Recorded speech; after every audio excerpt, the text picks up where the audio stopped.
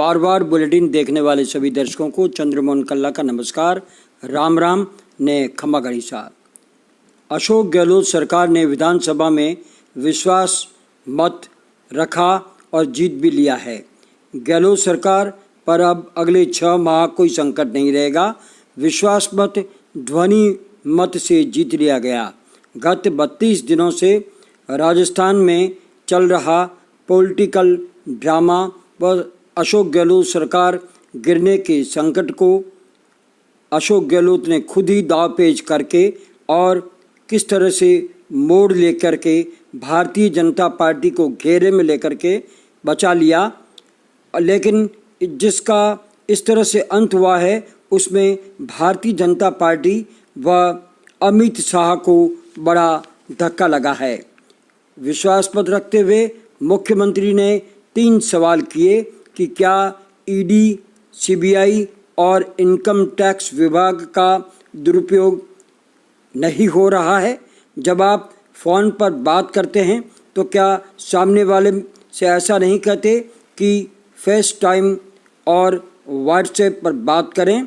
क्या लोकतंत्र में ये ठीक रहा?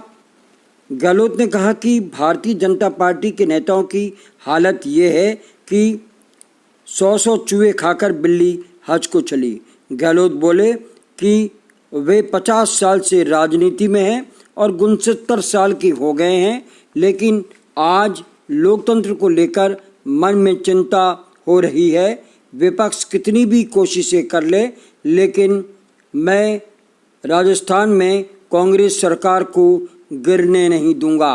विधानसभा के विशेष सत्र के पहले ही दिन कार्रवाई 11 बजे शुरू हुई तो कांग्रेस के चीफ व्हिप महेश जोशी ने स्पीकर सीपी जोशी के सामने विश्वास मत का नोटिस रख दिया। इसके बाद एमपी के पूर्व राज्यपाल लालजी टंडन व पूर्व सीएम अजीत जोगी के निधन पर श्रद्धांजलि देने के बाद कार्रवाई दोपहर 1 बजे तक के लिए स्थगित कर दी गई थी। कार्रवाई जैसे ही शुरू हुई, संसदीय कार्य मंत्री शांति धारीवाल ने विश्वास मत प्रस्ताव रखा, जिसकी बहस 3 घंटे तक चली। बहस सीएम गहलोत के हिस्सा लेने के बाद पूरी हुई और विश्वास मत पारित होने के बाद कार्यवाही 21 अगस्त तक के लिए स्थगित कर दी गई। सदन में सचिन पायलट ने जोरदार जवाब देकर के भारतीय जनता पार्टी की बोलती बंद करती है। प्रतिपक्ष के उपनेता राजेंद्र राठौड़ जब बार बार सचिन व उनकी बदली गई सीट को लेकर के कमेंट्स कर रहे थे तो पायलट ने खड़े होकर बोला, स्पीकर महोदय, आपने मेरी सीट तो बदल दी है।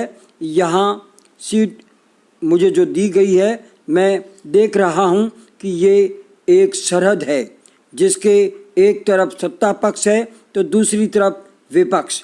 सरहद पर उसे ही भेजा जाता है जो सबसे मजबूत हो। समय के साथ सभी बातों का खुलासा होगा। जो कुछ कहना सुनना था वह कह दिया।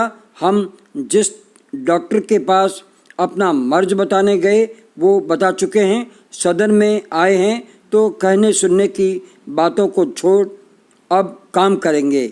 इस सरहद पर कितनी भी गोलीबारी हो, मैं इसे झेलने को तैयार हूँ। विधानसभा में सीटों के मायने ही बदले हुए थे।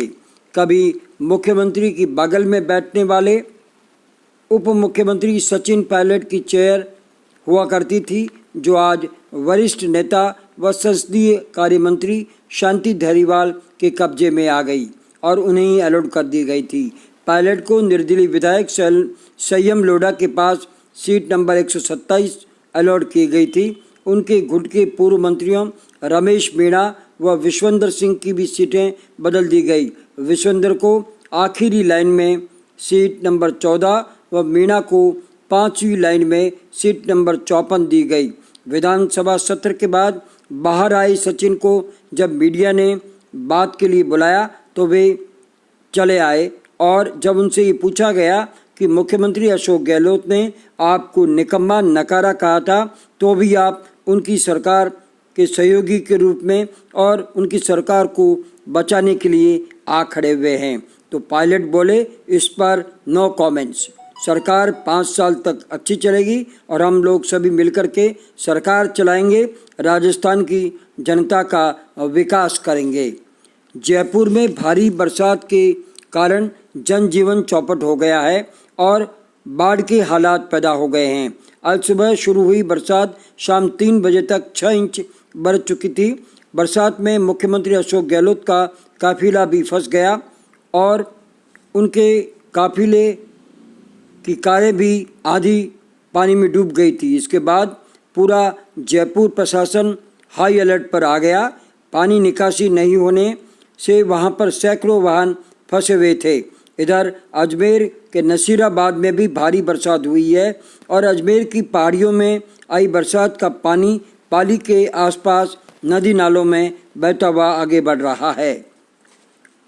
जोधपुर में स्वतंत्रता दिवस की तैयारियां पूरी कर ली गई है।